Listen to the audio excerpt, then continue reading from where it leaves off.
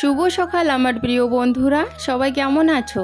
আশা করছি সবাই ভালো আছো, সুস্থ আছো। আমরাও ভালো আছি। কোচবিহার জেলার ছোট্ট একটা গ্রাম থেকে আমি কৃষ্ণা আমার ব্লগ চ্যানেলে তোমাদেরকে অনেক অনেক স্বাগত আর আমার অনেক অনেক ভালোবাসা। তো এখন বাজে 7টা আর এখন থেকে তোমাদেরকে সাথে নিয়ে আমার ব্লগটা আমি শুরু করলাম। বাইরে কিন্তু বাসন আমি রেখে দিয়েছি, রান্নাঘরটায় চলে এসেছি রান্নাঘরটা ঝাড় দেওয়ার জন্য। সবার প্রথমেই জানলাগুলো খুলে দিলাম, তাহলে আর কি ঘরে একটু আলো পড়ে, তাহলে আর লাইটটা জ্বালাতে হয় না। আগে কি হতো বলো তো, যখন ওই জানলাটা ছিল না তখন না এই সাইডটা একটু অন্ধকার হতো।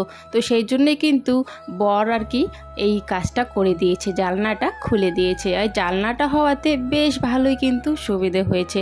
এখন কিন্তু ঘরে মোটামুটি খুব ভালো কিন্তু আলো আসে। তো যাই হোক, এদিকে কথা বলতে বলতে দেখো আমার রান্নাঘরটা কিন্তু ঝাড় দেওয়া শেষ, আর উঠোন কিন্তু আমি আগেই ঝাড় দিয়ে দিয়েছিলাম।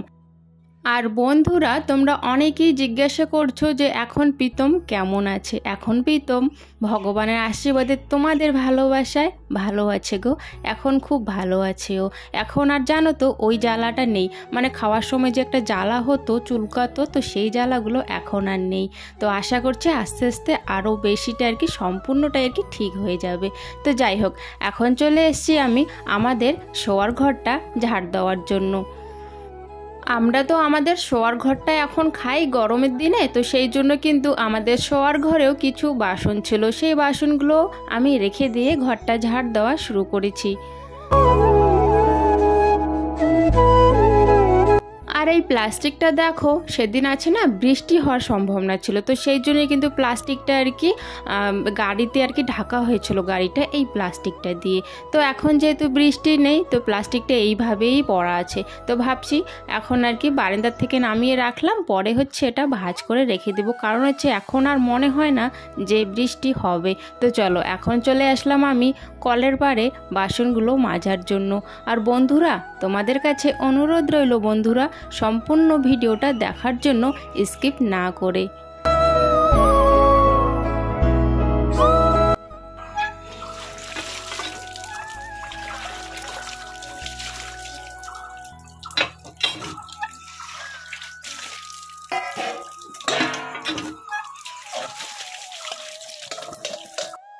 জানো তো, অনেক সময় আমার এরকম মনে হয় যখন আর কি বেশি বাসন হয়ে যায়, আর হচ্ছে যখন আমাকে বেশি করে আর কি জামা কাপড় ধুতে হয়, তখন এরকমটা মনে হয় ইস, যদি একটা ওই যে কি বলে মেশিন থাকতো জল তোলার, কি জানে, হ্যাঁ মোটর যদি থাকতো বেশ মনে হয় সুবিধে হতো, বেশ আরাম হতো, ভালো করে হয়তো আমি কাপড় জামা ধুতে পারতাম, বাসনও আরামসে বসে বসে মাজতে পারতাম, মানে সেরকম আর কি কষ্টটা করতে হতো না, এরকমটা মনে হয়। এখন কি হচ্ছে বলো তো, একটু একটু কাজ করতে হয় আর একটু একটু কলটা পাম্প দিতে হয়, আর কলটাও একটু অনেকটাই টাইট হয়ে গেছে, তো সেই জন্য আর কি অনেক সময় এরকম আর কি ভাবনা চিন্তা করি। তো যাই হোক, দেখো এদিকে কথা বলতে বলতে বাসনগুলো আমার মাজা শেষ হয়ে গেছে, আর এখন আমি হচ্ছে রান্নাঘরে এসে বাসনগুলো ঝুড়িতে জায়গা মতো ভালো করে রেখে দিলাম। আর কাল হচ্ছে প্রেশার কুকারে আমি ডাল সেদ্ধ করেছিলাম, তো সেই জন্য প্রেশার কুকারটা মেজে ওইরকম করে রেখে দিয়েছিলাম ব্রেঞ্চের মধ্যে। তো ব্রেঞ্চের মধ্যেই এখন ভালো করে আবারও প্রেশার কুকারটা রেখে দিলাম। আর এখন চলে এসেছি আমি একটু চা বানানোর জন্য, আর চাটাও আমি উনুনেই বানাবো। যেহেতু উনুনটা জ্বালাচ্ছি, উনুনটা জ্বালালে একবারই মনে হয় যে উনুনটা যেহেতু জ্বালাচ্ছি, চা বানিয়ে ওইদিকে সঙ্গে সঙ্গে ভাতটাও বসিয়ে দিই। তো এটা আর কি ভাবছিলাম, তবে এই কাজটা আমি করতে পারিনি। কেন বলো তো, কারণ হচ্ছে এই যে ঘরে কিছু খাওয়ার সেরকম ছিল না, তো সেই জন্যে শুধু চাটা বানিয়ে আর কি খাওয়া হয়েছে, পরে আমি আবার উনুনটা জ্বালিয়ে ভাতটা কিন্তু রান্না করেছি। চা বানানো আমার শেষ হয়ে গেছে। মেয়েকে বলেছিলাম 10 টাকার দোকান থেকে মুড়ি আনতে, তো মেয়ে কিন্তু মুড়িটাও নিয়ে এসেছিলো, সবাই মিলে বসে ওখানে খেয়ে নিলাম চা মুড়ি। এখন যেহেতু দুদিন ধরে না খুব রোদ উঠেছে, তো তাই ভাবছি দুদিন ধরে তো রোদ উঠেছে, আবার বৃষ্টি না নেমে পড়ে, তো সেই জন্যই না চা খাচ্ছিলাম। আর হচ্ছে আমি ভাবছি যে না, এই খড়িগুলোর ব্যবস্থা করেই রাখতে হবে। কি করিস তুই আবার? হ্যাঁ, কি করিস? ওই বল, ও জলের বল না, কি যেন কয়, বেলুন বল না জলের, ওই তো বেলুনের আর কি, এগুলো এখন তুলতে হবে। এই খড়িগুলো কিন্তু সেরকমও শুকায়নি, তবে হ্যাঁ মোটামুটি শুকিয়ে গেছে আর কি। ভাবছি যদি আবার বৃষ্টি নেমে পড়ে তো সেই জন্য আবার ভিজে যাবে, তো আবার যে কবে শুকাবে তার কোনো ঠিক নেই। তো সেই জন্য আর কি চালের থেকে সব খড়ি নামিয়ে নিয়েছি, আর হচ্ছে এখন দুজনে মিলেই কিন্তু জায়গা মতো খড়িগুলো ভাঁজ করে রেখে দেবো। হ্যাঁ একটুখানি কাঁচা আছে, তবে আমাদের যেখানে আমরা খড়ি রাখি সেখানে খড়িগুলোর উপরে যদি রাখি রোদের তাপে আর কি মোটামুটি যতটুকু কাঁচা আছে শুকিয়ে যাবে, সেই জন্য আর কি চালের থেকে সব খড়ি আর কি নামানো হয়েছে। তো যাই হোক, এইদিকে হচ্ছে দুজনে মিলে এখন গোছগাছ করছি, তো ওইদিকে আমি নিয়ে যাইতে চাইছিলাম আর কি খড়িগুলো রাখার জন্য। তো যেহেতু খড়ি আমাদের অনেক হয়ে গেছে এখন, তো উপরে রাখতে হবে তো একটু, তো সেই জন্য প্রীতমের বাবা বলছিল যে তুমি রাখতে পারবে না, আমাকে দাও। তো সেই জন্যে আমি মানে গোছগাছ করে দিচ্ছিলাম আর কি, ভালোভাবে রাখছিলাম, আর ও হচ্ছে নিয়ে গিয়ে জায়গা মতো ভালো করে গুছিয়ে রাখছিল। কাল রাতে আমসত্ত্ব বানানো হয়েছিল, তো একটুখানি আমসত্ত্ব না পড়ে গেছে, আর ওই জায়গাটা অনেকটাই পিঁপড়ে ধরে আছে, আর জায়গাটা যেন কেমন হয়ে আছে।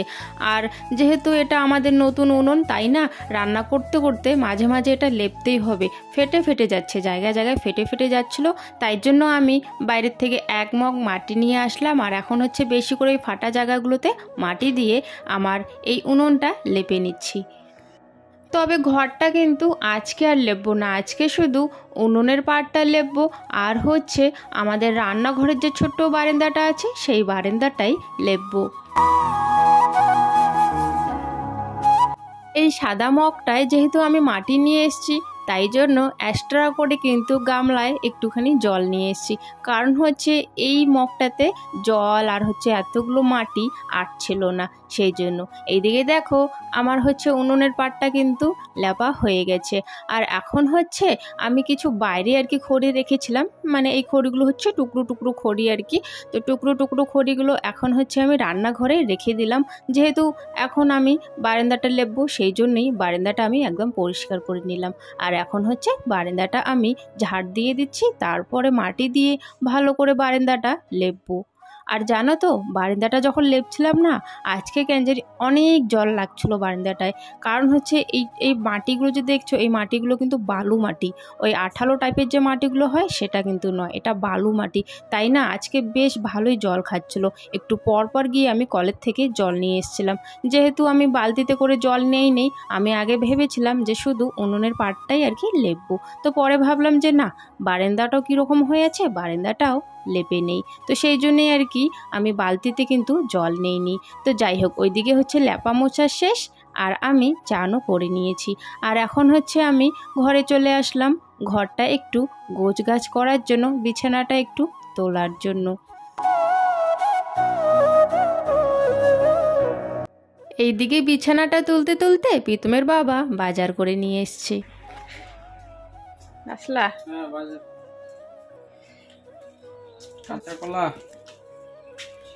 কাঁচাগুলা কেন আনছো? কাঁচাগুলা ওই ভাজায় ভালো লাগে, মাছের ডিম আনছি বড়া কইরা তরকারি।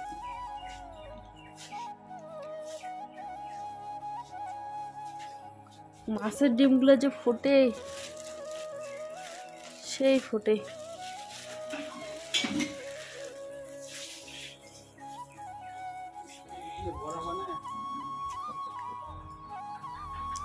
বড়া বানায় তরকারি? ডিমের তরকারি তো খাইনি আমি কোনোদিন, মাছের ডিমের তরকারি, মাছের ডিমের তরকারি আজকে দেখি প্রথমবার। চান করা হয়ে গেছে আমার, এই যে রান্নাঘরে চলে আসলাম, এখন হচ্ছে রান্না বসাতে হবে। ঘরে যদি রান্না করার মতো বাজার থাকে তখন কিন্তু বেশ ভালো লাগে, মনে কিন্তু আনন্দ আসে, তাই না? আর হচ্ছে ঘরে যদি রান্না করার মতো কিছু না থাকে তখন না কি বলবো আর, মানে মাথায় আর কি বাড়ি পড়ে যায় একটা, এরকম অবস্থা হয়ে যায়। আর সকালবেলা উঠেই কি খাবো, কি রান্না করব, আজকে কি বানাতে হবে, মানে সেই টেনশনেই আর কি আমার ওই সময়টা করে যায়, কাজও করি, ওইদিকে আবার রান্নাঘরে কিছু না থাকলে এই মাথায় চিন্তা কী রান্না করব কী রান্না করব, সারাদিন সকাল থেকে এই চিন্তা ভাবনায় করে যাই।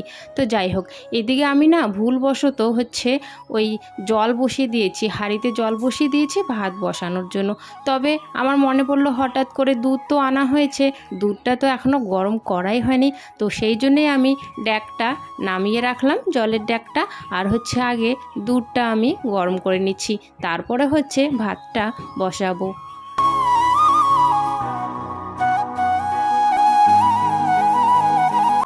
আর তোমাদের সাথে বন্ধুরা একটা কথা শেয়ার করতে ভুলেই গেছি। কাল রাতে কি হয়েছে জানো তো? প্রীতি না কানের ব্যথায় আর কি অনেকটাই চিল্লাচ্ছিল আর কি। এই যে রাত হয়তো 2টো বাজে তখন, আর এত জোরে জোরে চিল্লাচ্ছিল ও। কি হয়েছিল বলো তো? এই বিছানাটা যে আমি যখন ঝাড়ছিলাম ভাবছিলাম তখনই তোমাদের সাথে শেয়ার করব, তবে তখন আর শেয়ার করা হয়নি। তো এখন আর কি কথাটা বলছি। মানে বিছানায় আমি বুঝতে পারছি না, ওই লাল লাল যে ছোট ছোট পিঁপড়েগুলো হয় না, সেই পিঁপড়েগুলো কোথার থেকে যে আসছে কিচ্ছুই বুঝতে পারছি না। এত ভালো করে দেখছি, ঝাড়ছি, ওই যেই সে একটু পরপর লাল লাল ছোট ছোট পিঁপড়েগুলো চলে এসছে। তো সেই কারণে ওই পিঁপড়েগুলোই প্রীতির আর কি কানে ঢুকে যায়। তো এত ব্যথা আর কি হচ্ছিল তখন, প্রচণ্ডভাবে ও জোরে জোরে চিল্লাচ্ছিল ওই রাত 2টোর সময়। আর জানো তো, আমি ভগবানের কাছে তখন প্রার্থনা করছিলাম মনে মনে, হে ভগবান, এত মাঝ রাতে রাত 2টোর দিকে এরকম কোনো কিছু, মানে এরকম কোনো কিছু অঘটন যাতে না ঘটে, আমি সেটাই আর কি প্রার্থনা করছিলাম, যাতে ভালোভাবে রাতটা কেটে যায়, আমার মেয়ে যাতে আর কি সেরকম আর কি চিল্লানিটা বন্ধ করে। কারণ হচ্ছে বুঝতে পারছো, এত রাত যদি কেউ চিল্লায় সবাই কিন্তু শুনতে পারে, পাড়াপড়শির লোক আর কি চলে আসে। তো যাই হোক, আমি তখন কি ব্যবস্থা করলাম বলো তো? তখন না আমি হচ্ছে নারকেল তেল ছিল ঘরে, তো নারকেল তেল একটু ওর কানে দিয়ে দিয়েছিলাম। তখন হচ্ছে পিঁপড়েটা অনেকক্ষণ পর আর কি বেরিয়ে এসেছিলো কানের থেকে। এই যে দেখো বন্ধুরা, আমার কিন্তু রান্না হয়ে গেছে। আলু দিয়ে হচ্ছে মাছের বড়া করে রান্না করেছি আলু দিয়ে, আর হচ্ছে এগুলো কিন্তু ক্ষেতের শাক, কেনা শাক নয়, তবে শাকটা কিন্তু খুবই ভালো ছিল আর কি, পাট শাক। আর হচ্ছে ওখানে কিছু বড়া এমনিতেই রেখে দিয়েছিলাম, তো সেই দিয়ে আর কি এই সব দিয়ে আর কি খাওয়া দাওয়া। আর প্রীতিকে হচ্ছে আমি একটু ভাতটা মেখে দিচ্ছিলাম, কারণ হচ্ছে ও ভালো করে ভাতটা মেখে খায় না, সেই জন্য। আর কথা বলতে বলতে একটু ভুল বলে দিলাম মাছের বড়া। তো মাছের বড়া না, মাছের হচ্ছে ডিমের বড়া। তো যাই হোক বন্ধুরা, আমাদের কিন্তু খাওয়া দাওয়া শেষ হয়ে গেছে, আর এখন হচ্ছে উঠোনে যা কাপড় জামা আছে সেই কাপড় জামাগুলো হচ্ছে তুলে নিচ্ছি। তারপরে হচ্ছে এই যে আমসত্ত্বগুলো যে রোদে দেওয়া হয়েছিল, তো সেই আমসত্ত্বগুলোই এখন ঘরে নিয়ে যাব। আর এদিকে দেখো, হাঁস দুটো আমার পেছন ছাড়ছে না, যেদিকে যাচ্ছি পেছন পেছন ঘুরছে। কেন বলো তো? ওরা খেতে চাইছে, ওদের গামলাটা যেহেতু উপরে আছে সেই জন্য। তো ওরা বলছে আমাদেরকে গামলাটা নামিয়ে দাও, আমরা খাবো। তো যাই হোক, দেখো এরকম শুকিয়েছে, তবে আরও শুকাবে, অনেকটাই শুকাতে টাইম লাগবে, যেহেতু মোটা মোটা করে আর কি দেওয়া হয়েছে সেই জন্য। আরও একটা থালে আর কি দিলে ভালো হতো, অনেকটাই না মোটা হয়ে গেছে আর কি দেওয়া। তো যাই হোক, ওইদিকে হচ্ছে আমসত্ত্বগুলো ঘরে রেখে আমি এইদিকে হাঁসের গামলাটা নামিয়ে দিয়েছি, আর ওরা দুজন এখন খাচ্ছে। আর সাদা হাঁসটা যে কোথায় জানি না, এখনও ও বাড়ি ফেরেনি। তো যাই হোক, তারপরে হচ্ছে আমি এখন বারান্দাটা ঝাড় দিয়ে উঠোনটা ঝাড় দিয়ে দেবো। আর আমি যখন রান্না করছিলাম না, প্রীতম হচ্ছে পাশে না আলুর ক্ষেত ছিল, আলু ওরা কিন্তু তুলে নিয়েছে, তবে হচ্ছে হাল দেওয়া হয়েছে না, তো আরও মাটির ভেতর থেকে কিছু আলু বেরিয়ে এসেছিলো। তো সেই জন্য প্রীতম অনেক আলু নিয়ে এসছে আবারও। আর তারপরে কিছু আলু কি করেছে বলো তো? ইউটিউবে দেখেছে চিপস বানানো, তো কিছু আলু আর কি চিপস বানানোর জন্য আর কি গোল গোল করে কেটে রোদে দিয়ে দিয়েছে। আর জানো তো, কয়েকদিন ধরে বেশ ভালোই কিন্তু রোদটাও পড়েছে। তো যাই হোক, এইদিকে হচ্ছে আমার উঠোনটাও কিন্তু ঝাড় দেওয়া শেষ। আর ওইদিকে বারান্দায় কিন্তু প্রীতি ওর বান্ধবীদের সাথে আর কি দোলনা যে বানিয়ে দেওয়া হয়েছে একটা কাপড় দিয়ে, তো সেই দোলনার মধ্যে সবাই মিলে কিন্তু খেলছে। এইদিকে উঠোনটা ঝাড় দেওয়ার পর হচ্ছে আমি ড্রাম নিয়ে চলে যাব পাশের বাড়ির থেকে খাওয়ার জলটা আনার জন্য। আর ওইদিকে হচ্ছে ফোন এসে পড়েছিল যে আমরা গ্যাসটা যেহেতু বুকিং করেছিলাম না, তো সেখান থেকে ফোন এসছে যে গ্যাসটা এখন কি আনবো। গ্যাসটা দিল না, পুরানা গ্যাসটা নিছে না, সিলিন্ডারটা আওয়াজ করে। এই কি পুরানা দিছে সিলিন্ডারটা,